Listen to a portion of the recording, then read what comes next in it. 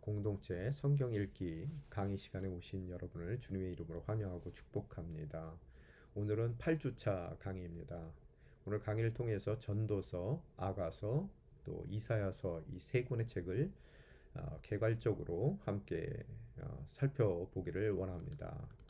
먼저 전도서를 살펴볼 텐데요. 전도서를 한마디로 축약한다면 철학적인 지혜의 책, 인생의 지혜에 대해 가르치는 책이다라고 저희들이 바라볼 수 있겠습니다.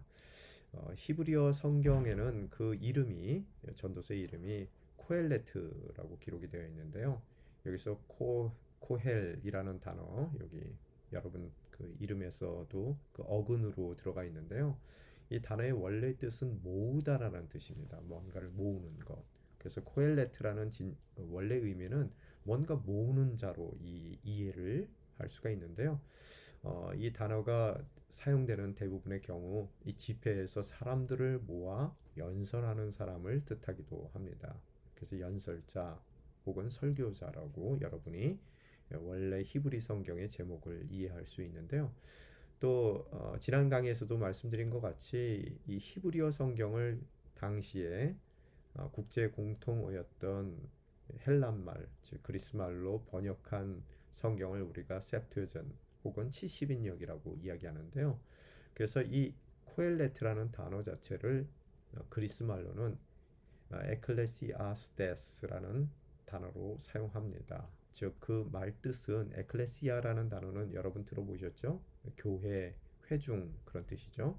또한 그리스 사회에서의 집합체, 사람들을 모아놓은 그 집합체를 뜻하는데요.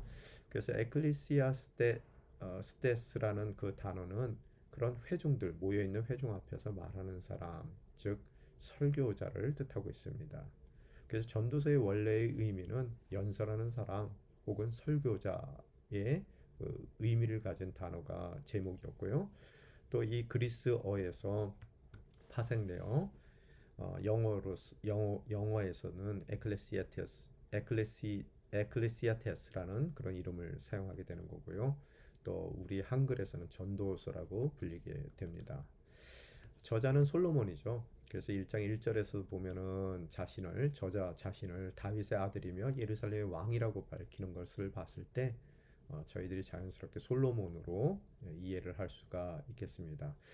이 유대인들의 전통에 의하면 물론 학자들 중에서는 솔로몬이 아니라고 주장하는 사람들도 있지만요. 또한 내적으로 성경의 내적으로는 솔로몬이 저자라고 이야기하고 있고요. 또 유대인의 전통에 따라서도 솔로몬이 젊은 시기에 초기에 젊었을 때 사랑을 노래한 것이 아가서, 또 중년에 들어서 중년의 지혜를 얘기한 것이 잠언서, 또 노년에 와서 인생의 의미를 이야기하는 것이 전도서다라고 이야기합니다. 따라서 아마도 전도서는 열왕기상 11장에 기록된 솔로몬의 도덕적인 타락 이후로부터 참여하고 후회하면서 기록된 지혜의 책으로서 전도서는 솔로몬이 죽기 전 아마 주전 931년에 기록된 것으로 추측이 됩니다. 세 부분으로 나누게 되면요, 이 몸통 외에 본론 외에 문제 제기 또 결론으로 마무리가 되는데요. 서론에서는 문제 제기에서는 서론적인 역할을 해주죠. 인생의 허무함에 대한 이야기를 하고요. 또 그 허무한 인생에 대해서 여러 가지 이야기를 나누고 결국 그 허무함을 넘어서기 위해서는 여호와를 경외하고 순종하는 삶을 살아야 된다는 그런 신앙적인 결단을 촉구하는 것으로 마무리가 됩니다. 기록 목적을 보게 되면은 하나님 중심적인 세계관 혹은 가치관을 갖게 하기 위해서 쓰여진 것 같은데요. 우리가 인생 가운데 누구나 만족하기를 원하고 그 만족을 통해 행복한 삶을 영위하기를 원하죠. 그래서 각자 자기의 소견대로 어떠한 것이 인생에 만족을 주고 그 만족을 통해 행복한 삶을 누려나갈까 각자 소견에 오른 대로 선택하여 최선을 다하는 삶을 살더라는 겁니다. 그러나 우리의 소견에 오른 대로 선택하여 최선을 다한 그것이 우리 인생 가운데 만족을 주지도 못하고 결코 만족되지 못하기에 행복한 삶을 살지도 못한다는 것입니다. 그러기에 우리 소견에 오른 대로의 삶의 목적을 갖는 것이 아니라 하나님이 허락하신 삶의 목적, 그것이 인생 가운데 가장 가치 있는 것으로 여기고 추구해 나아갈 때 우리의 삶은 진정한 만족 가운데 허락된 행복을 누려나갈 수 있다는 것을 알려주는 책이 바로 전도서일 것으로 생각됩니다. 그래서 인생의 허무는 오직 하나님과의 관계 안에서만 해결될 수 있음을 보여주는 책입니다. 누구나 다 인생 살다 보면 헛되죠. 허무함을 느끼죠. 그래서 어떤 이들은 성공으로 그것을 채워보려고 그러기도 하고요. 또 어떤 이들은 그것을 술과 또 쾌락, 다른 쾌락으로 채워보려고 하기도 하지만 그 모든 것이 그 허전함과 허무함을 채워줄 수 없다는 거예요. 오직 하나님과의 온전한 관계만이 채워줄 수 있다는 거예요. 그런 의미 가운데서 신학적으로 볼 때 우리가 누구의 형상대로 만들어졌다고 합니까? 이마고 데이라는 말을 쓰는데요. 이미지 오브 갓이란 뜻이죠. 하나님의 형상대로 만들어졌다는 얘기는 우리 존재 안에 하나님의 형상만큼의 이 빈 부분이 있더라는 거예요. 그래서 그 빈 부분이 있기에 우리는 인생의 허무함을 느낄 수밖에 없는 것이고 그 허무함을 아무리 세상의 것들로 채운다 하더라도 채워질 수 있는 공간이 아니라는 거예요. 여러분 쉽게 얘기해서 세상의 모든 돈을 다 모은다 하더라도 하나님이 크겠습니까? 돈이 크겠습니까? 하나님이 크죠. 세상에 아무리 큰 명예들이 있다 하더라도 세상의 명예를 다 모은다 하더라도 그 명예가 하나님보다 클 수는 없더라는 거예요. 오직 하나님만이 채울 수 있는 우리 직서 퍼즐이라 그러죠. 이렇게 맞추는 거예요.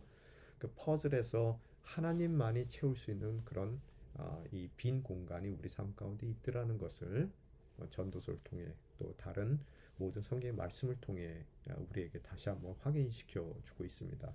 그래서 하나님과의 온전한 관계 가운데 신앙인의 올바른 삶의 자세를 또 모습을 또 살아내도록 권면하는 책이 이 전도서일 줄 믿습니다. 문제 제기는 뭐 인생은 허무하다는 것에 대한 이야기로 시작하죠. 그죠? 그러면서 그 인생의 그 허무함에 대한 예증, 또 그것을 극복할 수 있는 가능성들, 또 허무함의 원인과 극복의 길, 기타 등등 여러 가지 허무한 인생에 대한 논의들이 진행이 됩니다. 본론 가운데. 그런데 결론은 뭐라고요? 인간적인 그런 노력과 방법으로 채워질 수 있는 것이 아닌 오직 하나님과의 온전한 관계 가운데 채워질 수 있기에 어떻다고요? 만족된 삶을 살기 위해 하나님을 경외하고 경외한 하나님께서 말씀하신 그 말씀에 순종하며 살도록 촉구하는 내용으로 마무리가 된다라고 말씀드렸습니다. 핵심 단어는 허무하다죠. vanity, 그죠? 허무하다. 해 아래 있는 모든 것은 다 허무하다는 거예요. 그래서 핵심 구절은 뭡니까? 1장 2절 말씀이죠. 뭐라고 전도자가 얘기합니까? 허무하다, 허무하다, 정말 허무하다. 모든 것이 허무하다. 헛되고 헛되노니. 그죠? vanity, vanity. 그렇게 얘기하는 것이죠. 또한 결론은 뭐라고요? 12장 13절 14절에 보면 하나님을 경외하는 것이고 그 하나님을 경외한다는 건 지혜의 시작이죠. 그래서 그 지혜로운 사람들은 어떻다고요? 자기가 정한 인생의 목적, 또 자기가 생각하기에 인생에 만족을 줄 수 있는 것을 추구하는 것이 아니라 하나님께서 허락하신 말씀에 순종할 때 우리는 참다운 만족을 경험하게 된다. 그래서 그분을 경외한 하나님의 말씀을 삶 가운데 지키라라는 것으로 결론 짓게 됩니다. 주제는 인생은 허무하고요. 그 허무한 인생은 세상의 것으로 채워질 수 없다는 것. 유일하게 그 허무함을 또 빈 공간을 채워줄 수 있는 하나님만을 의지해야 되는 것이고 또 하나님을 경외함으로 모든 허무함을 극복하는 행복한 삶, 온전한 삶을 살 수 있다는 것. 또 인생의 끝에는 자기 나름대로의 삶을 살았을 때 그 삶의 결론을 자신들이 대면할 수밖에 없다는 그런 주제의 말씀들을 전도서를 통해 우리에게 다시 한번 확인시켜 주고 계십니다. 자, 두 번째 책 아가서. 아가서를 한마디로 줄이게 되면 뭡니까? 아름다운 사랑의 노래라고 저희들이 이야기할 수 있죠. 히브리어 성경에는 원래의 제목은 시루 하슈림이라는 뜻입니다. 시루 하슈림. 임하고 끝나면은 그 복수형이라 그랬죠. 시루라고 써 있고 또 여기에 시루 여기 써 있죠. 시루가 또 써 있죠. 그럼 뭐예요? 노래들이라는 뜻이고요. 요건 노래라는 뜻입니다. 노래들 중에 노래. 무슨 소리입니까? 가장 뛰어난 노래, 가장 아름다운 노래, 노래 중에 노래를 뜻하는 것이죠. 최상급이죠. 이 히브리식 표현인데요. 그래서 우리가 지성소를 영어로는 Holy of Holies라고 얘기하는데요. 거룩한 것들 중에서 가장 거룩한 것을 뜻할 때 이렇듯 노래 중에 노래 하는 식으로 거룩 중에 거룩했을 때 지성소가 되듯이 오늘 인생의 노래 가운데 가장 아름다운 노래를 그 제목으로 삼고 있습니다. 가장 아름다운 노래가 뭘까요? 70인역에서도 그래서 이 에스마톤 그렇게 얘기했어요. 에스마라는 뜻은 어떤 뜻이냐면 챈트, 영어에서 챈트. 음에 따라서 우리가 우리의 목소리로 따라 부르는 그런 노래를 챈트라고 얘기하죠. 챈트들 중에 가장 중요한 챈트, 아름다운 챈트라는 그런 의미를 갖고 있고요. 그 의미를 그대로 물려받아 영어에서는 Song of Songs, 노래들 중에 으뜸 가는 노래. 한국말로는 그래서 아름답고 정갈한 노래라고 부르게 됩니다. 사랑에 대한 노래죠. 누가 저자예요? 솔로몬입니다. 그죠? 참 사랑의 아이콘이에요. 그가 술람이 여인에 대한 사랑을 고백한 노래가 바로 아가죠. 그래서 특징을 보게 되면은 뭐 6월절에 공식으로 이 남녀간의 사랑을 노래한 솔로몬의 아가를 불렀다라고 얘기하는데요. 남녀간의 사랑 이상이겠죠. 6월절을 기념하기 위해서 하는 노래니까요. 공식적으로 그들이 부른 노래니까요. 이 남녀간의 사랑을 이야기하는 것을 통해서 그들은 하나님과 선택받은 이스라엘 백성의 관계를 또한 이 관계로 이해하기에 그들은 6월절에 이 사랑의 노래를 부르지 않았는가 생각해 봅니다. 근데 참 특징 중에 하나가요. 이 하나님에 대한 이 언급이 이름에 대한 언급이 없습니다. 아가서에. 성경에 보면은 구약 성경에 두 책이 하나님에 대한 언급이 없어요. 첫 번째가 에스더고 두 번째가 이 아가서입니다. 그럼에도 불구하고 그 내용적으로 봤을 때 하나님의 사랑을 전적으로 표현한 책이 아가서다라고 여러분이 이해하시면 됩니다. 세 부분으로 나눴을 때 열정. 우리가 뭐 사랑을 누군가를 사랑했을 때 처음에는 막 열정적이죠. 그 열정의 결과가 뭡니까? 결혼이죠. 연합하는 거죠. 그럼 결혼하면 끝입니까? 아니죠. 이제는 그 열정적으로 사랑해서 결혼한 그 사랑을 키워나가야 되는 것이죠. 그래서 사랑의 성수 이 세 가지로 나누게 됩니다. 이 술람이 근교의 정원이라고 그랬죠. 술람이 여인을 사랑하는 아마 솔로몬의 초기 어린 시절의 사랑을 담고 있습니다.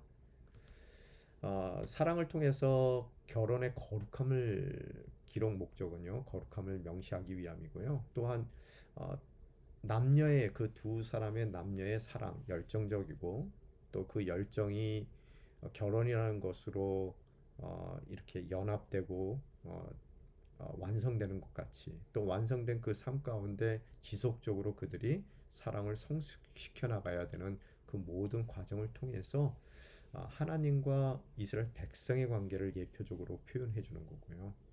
또한 더 나아가서 이 신약 시대에 들어와서는 우리 주님, 신랑 되시는 주님 그리스도와 또 신부되는 교회의 모습을 보여주는 그런 역할을 하고 있습니다. 늘 이 부부의 관계는요, 사랑하는 남녀의 관계는 결혼으로 완성되는 것이고 또 결혼 이후에 그걸로 끝나는 것이 아니라 더욱 성숙한 사랑을 할 수 있도록 노력해 나가는 것이고 그 모든 모습은 예표적으로 뭘 그리고 있다고요? 구약 시대의 하나님과 이스라엘 백성, 또 신약 시대의 그리스도 예수와 신랑이신 예수와 신부인 교회의 모습을 예표적으로 선포하고 있다는 것을 우리는 아가서의 기록 목적을 통해 다시 한번 또 한번 확인할 수 있습니다. 내용 전개는 열정에 대한 거죠. 뭐 눈에 불이 번쩍 띄는 거죠. 그렇다고 열정만 갖고 그 사랑을 저희들이 해나갈 수 있는 건 아니죠. 그 열정이 이제는 연합이라는 결혼이라는 것을 통해서 뭐예요? 완성돼야 되는 것이고 또 consummation이라고 그러죠. 완성의 의미가 뭐 완벽하다는 얘기가 아니라요. 결실을 얻는다는 거죠. 그런 consummated 그 연합된 결혼된 그 두 사람의 사랑은 앞으로 함께 성숙을 이루어 나가야 된다는 것이 전반적인 아가서의 내용입니다. 그래서 핵심 단어는 사랑의 기쁨입니다. 그래서 아가서 2장 16절 말씀에 보면은 뭐라고요? 내 것이고 당신은 나는 그분의 것입니다. 너가 내 것이고 나는 내 것이다. 그죠? 하나됨을 뜻하는 것이죠. 그래서 부부도 무촌이잖아요. 서로 하나니까요. 그죠? 하나님과 그 백성도 하나인 거고요. 또 예수 그리스도와 그의 신부인 교회도 하나라는 것. 그래서 하나님이 이사야서를 통해서 너는 내 것이다 말씀하시잖아요. 그죠? 또한 그분은 전능하신 하나님은 바로 우리의 하나님이시라는 거예요. 자, 또한 핵심 말씀을 보게 되면은 마음에 새기래요. 주님을요. 또 그 팔에도 도장처럼 새겨두라는 거예요. 어디를 가든지 또 어디에 있든지 무엇을 하든지 주님을 생각하라는 것이죠. 또한 그 사랑은 죽을 만큼 강해요. 그래서 예수 그리스도도 그 아들 독생자 예수 그리스도도 그 사랑 가운데 아낌없이 죽을 만큼 사랑하시는 주님께서 우리에게 허락하시는 거고 또한 사랑은 이 질투가 있는 것이죠. 그래서 우상을 용납하시지 못하는 하나님 또 예수 그리스도를 우리의 신랑으로 믿고 따르는 교회는 결코 예수 외에는 그 어떤 것도 예수님을 바라보듯 바라볼 수 없다는 것을 이야기하고 있습니다. 주제는 하나님의 뜻에 따라 남녀간에 나누는 사랑에는 큰 기쁨이 있다라는 것을 이야기하는 거고요. 1차적으로는요. 또 1차적으로 또 다른 1차적인 것은 결혼 제도 안에는 안에서의 성은 결혼 밖에서의 성을 얘기하는 게 아니에요. 그래서 태폐적인 얘기를 하는 것이 아닙니다. 결혼 제도 안에서의 성은 아름다운 것, 하나님께서 허락하신 축복이라는 것이고요. 또 사랑은 서로에게 속한 하나됨을 이루는 일이라는 것을 이야기하고 있습니다. 그리고 또 한마디로 여기 뭐 멋지게 써 주셨는데요. 사랑은 영원한 과장이며 진정한 사랑은 상대를 넘어 모든 존재에 대한 관심으로 확장된다라고 써 있는데요. 한마디로 얘기하면은요. 사랑하면 모든 것이 달라 보인다는 거예요. 다시 사랑 가운데서 나의 세계관과 또 나의 가치관이 그 사랑 가운데서 변화될 수밖에 없다는 것을 이야기하고 있습니다. 그래서 주제는 1차적으로 남녀 간의 사랑의 기쁨에 대해서 또 하나됨에 대해서 또 아름다움과 또 우리의 변화되는 세계관과 가치관에 대해서 얘기하지만 아까 말씀드린 대로 그 남녀 간의 사랑으로 열정적인 사랑이 결혼으로 완성되어 부부의 관계를 통해서 우리에게 예표적으로 말씀하시고 싶은 것은 하나님과 하나님의 그 백성의 관계 또 예수 그리스도와 교회의 관계가 어떻게 해야 된다는 것을 아가서를 통해 말씀해 주신다는 것을 우리들이 다시 한번 깨달을 수 있습니다. 자, 마지막으로 이사야서 보게 되면 하나님의 구원의 예언이라고 이제 대선지서의 시작을 이사야서로 하죠. 그래서 구원에 대한 예언이다라고 말씀드릴 수 있는데요. 뭐 두 단어로 얘기하면 심판과 구원입니다. 이사야서는요. 히브리어 성경에는 여기 나온 것 같이 예샤 야후 그뭐 이샤야라는 그 단어 이름을 딴 건데요. 하나님은 구원이시다라는 그런 의미입니다. 그래서 이 히라버 그리스어에서는 에사이아스라고 아이제야 영어 단어가 여기서 파생되는 것이죠. 그래서 한국말로는 이사야라고 저희들이 하게 되는 것이죠. 부르게 되는 것이죠. 저자는 당연히 이사야겠죠. 이사야는 뭐 높은 집안의 아들이었죠. 출생이 집안 배경이 좋아요. 그렇지 그가 그런데 선지자로 기름 부음을 받게 되는데 그때가 언제입니까? 우시아가 죽던 해에 기름 부음을 받게 돼요. 남왕국의 우시아 왕에 대해서는 우리가 알죠. 어, 처음엔 잘 나갔다가 나중에 좀 어려움을 겪었던 그런 왕이죠. 그가 활동했던 시기는요, 유다 왕으로 이 요람이 왕으로 있고, 그 다음에 아하스 나쁜 왕이죠. 또 히스기야 왕의 통치 기간 동안에 활동을 했습니다. 이 활동 기간이 어떤 시기인가? 정치적으로 격동기를 유다 왕국, 남왕국이 겪고 있을 때죠. 아수르가 이미 강대국입니다. 그래서 그 강대국이 남하 정책을 피게 되죠. 그래서 제일 남쪽에 있었던 원래 기존의 강대국이었던 파워였던 이집트와 부딪히게 됩니다. 그러면서 이 아수르 제국이 그 당시에 이집트보다 훨씬 더 강한 나라가 되죠. 그래서 그 이집트를 침공하기 위해서 내려오며 그들이 시리아뿐만 아니라 팔레스타인에 있는 그런 나라들을 정복하며 내려오는 그 정복의 시대 가운데 이사야가 활동을 하게 됩니다. 또한 이 시기에 아시리아가 이집트보다는 훨씬 강대국으로서 성장해 나가지만 또 다른 또 훗날 배경이 되는 바벨론 제국이 급속적으로 그 역사의 무대 가운데 강자로 또 떠오르고 있는 그런 정치적인 격동기를 겪을 때 이사야가 활동을 하게 됩니다. 선지자로요. 그래서 세 부분으로 나누게 되면은 심판에 대한 얘기고요. 첫 번째가, 두 번째는 히스기야의 3대 사건을 다루게 되고요. 마지막에 가서는 그 멸망하더라도 어떻다고요? 심판받더라도 하나님께서 궁극적인 구원을 허락하신다는 심판과 히스기야 가운데 히스기야 이야기, 또 세 번째 궁극적인 구원에 대한 이 세 토막의 이야기로 전개가 됩니다. 그래서 하나님께서는 아무리 백성이라 하더라도, 사랑하는 백성이라 하더라도 그 백성들을 죄악 가운데 내버려 두시는 분이 아니시죠. 공의의 하나님에 대한 이야기예요. 그죠?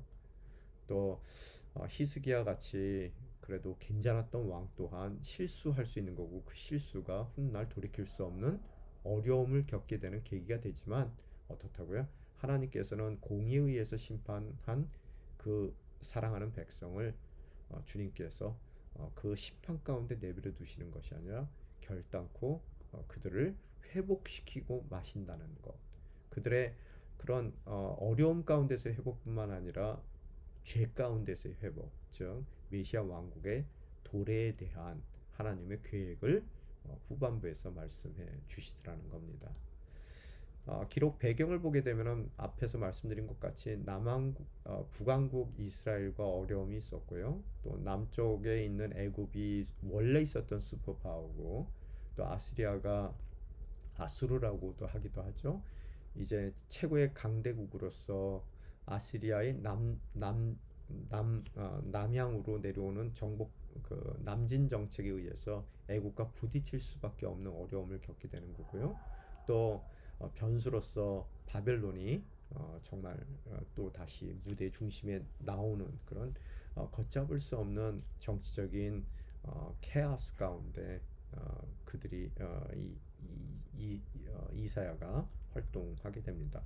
이런 상황 가운데서 그들은 하나님을 의지하기보다는 자신들의 안정된 안위를 위해서 주변 사람들을, 이방 나라들을 의지하더라는 거예요. 그러면서 점점 하나님 대신, 아까 아가서에서도 우리가 하나님은 질투의 하나님이라고 말씀드렸는데요. 그런 하나님 외에 다른 이들을 의지하는 그런 이 남유다 왕국에 대한 하나님의 심판의 그림자가 드리워지기 시작할 때고요. 또 다른 이방 민족들을 우호적으로 대하다 보니 그들이 타락상을 본받게 되는 것이고, 또 특별히 그들과 함께 우상을 섬기게 되는 것이고, 우상의 결과가 항상 타락한 그런 삶의 모습들을 보이게 되죠. 그래서 부패한 사회상을 드러내고 있을 때 이사야가 활동을 합니다. 그 가운데 이사야는 경고하고 또 하나님의 말씀으로 다시 돌아오기를 권면하지만 결코 듣지 않는 이스라엘 백성들, 결국 심판을 통해서 수치를 당하게 되지만, 하나님께서 그들의 모든 수치를 씻어 주실 뿐만 아니라 훗날 메시아를 통해 온전한 회복, 완전한 회복을 허락하신다는 것으로, 해피엔딩으로, 또 희망적인 내용으로 마무리가 됩니다. 기록의 목적은 아까 말씀드린 대로 대선지서가 이사야서를 통해서 시작되죠. 그래서 이사야서를 또한 구약의 복음서라고 얘기합니다. 그죠? 복음서예요. 굿뉴스란 말이에요. 구원의 주체에 대해서, 또 구원의 길이 무엇인지, 또 세상의 역사의 끝나는 날 범우주적인 그런 하나님의 구원의 역사에 대해 말씀하시는 그런 굿뉴스, 복음서라는 것이죠. 그래서 첫 번째로 보게 되면은 어떻게 하나님께서 구원하시는지, 인간을 구속하고 구원하시는지, 구원의 방법이 뭐였었어요?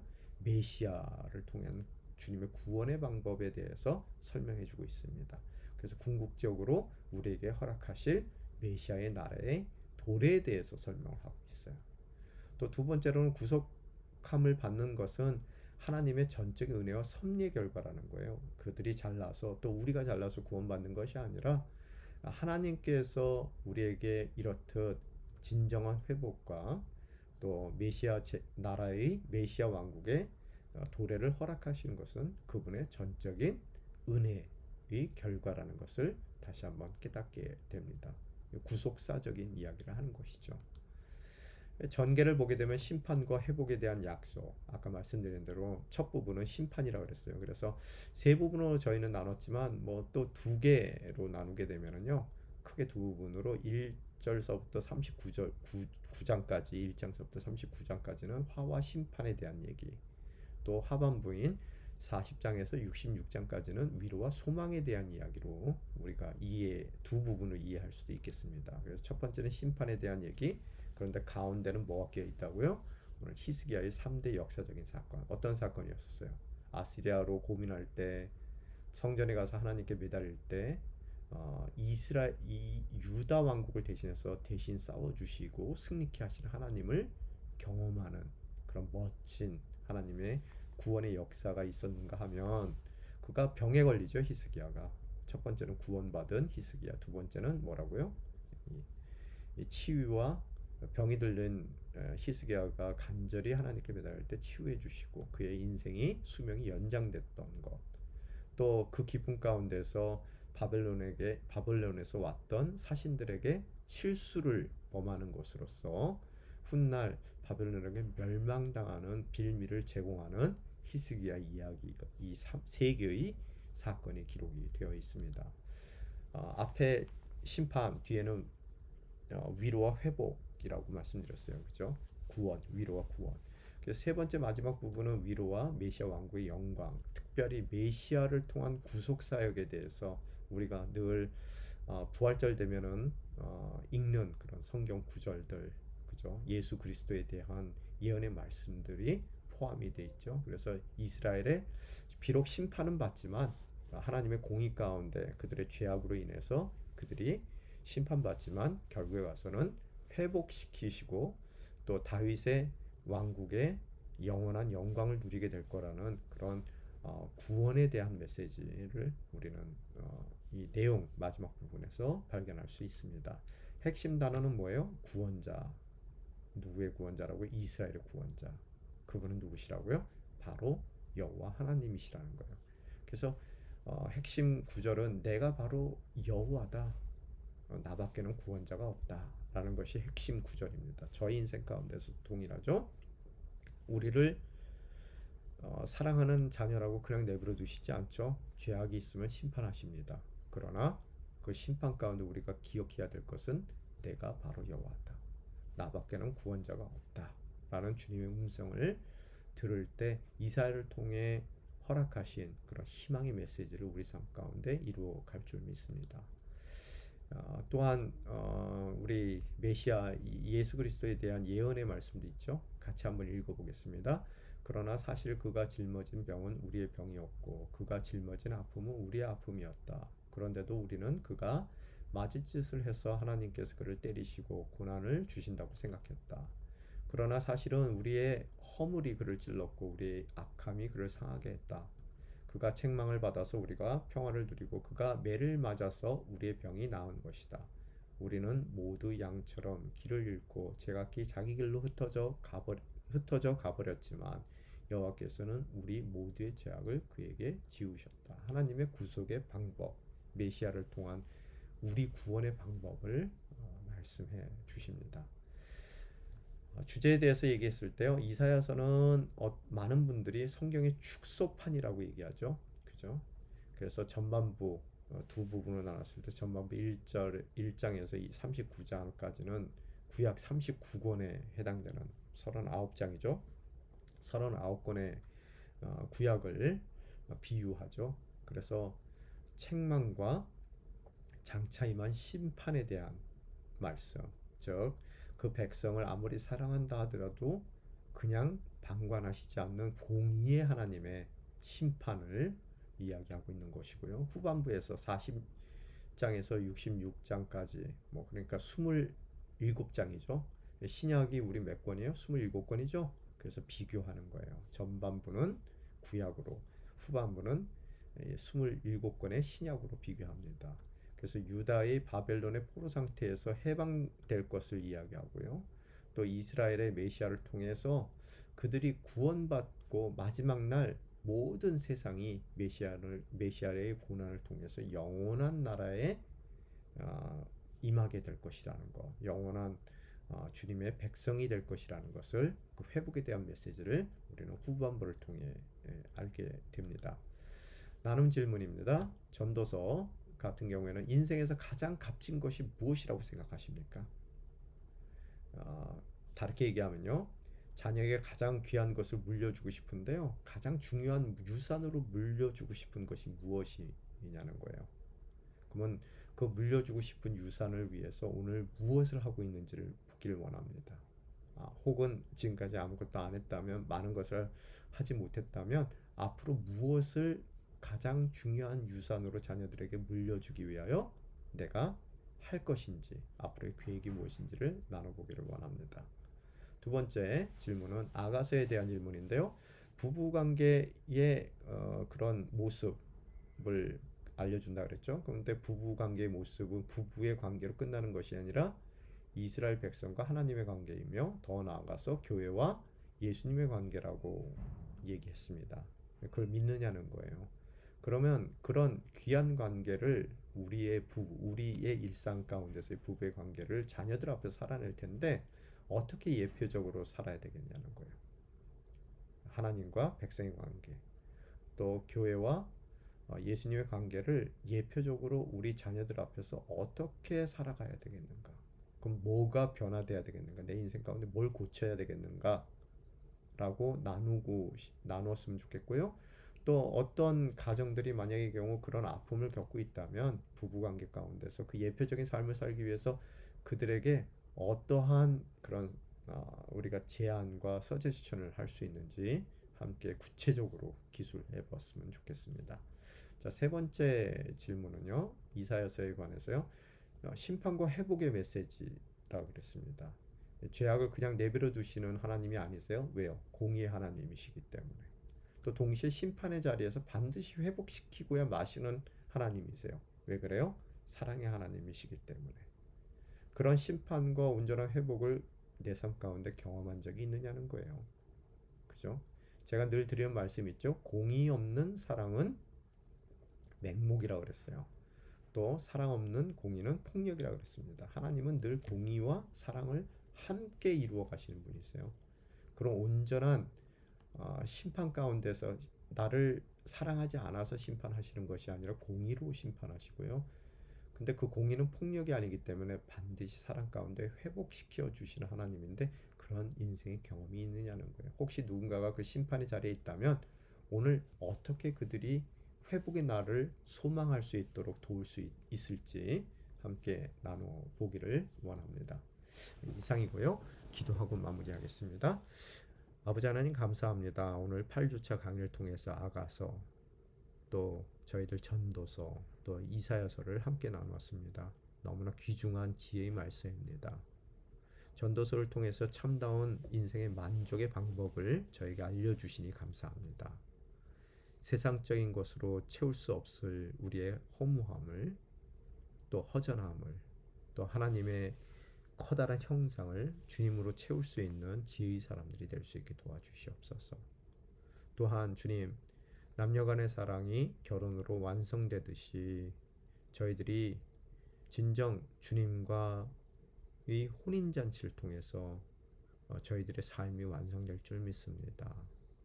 신랑이신 주님을 신부로서 저희 삶 가운데 어떻게 바라봐야 될지 우리 아가서를 통해서 다시 한번 깊은 깨달음을 얻게 도와주시고 또 특별히 자녀들 앞에서 남편으로서 아내로서 살아가는 우리의 소명이 있습니다. 그들에게 교회가 어떻게 예수님을 섬겨야 될지 또 예수님께서 어떻게 교회를 사랑하시는지를 우리 부부의 관계를 통해 예표적으로 자녀들에게 밝히 보여줄 수 있는 아름다운 믿음의 가정 될 수 있게 도와주시옵소서. 또 이사야서를 통해서 심판하시는 주님의 공의, 그러나 공의에만 머물러 계시는 것이 아니라 회복시키시는 주님의 사랑을 깨닫습니다. 행여 심판 가운데 있다면 저희들 회복의 소망을 잊지 않고 붙들며 주님의 회복시킬 바로 그날을 기다릴 수 있는 기다림의 자녀들이 될 수 있게 도와주시옵소서. 이 모든 말씀 우리 주 예수 그리스도 이름으로 기도드리옵나이다. 아멘.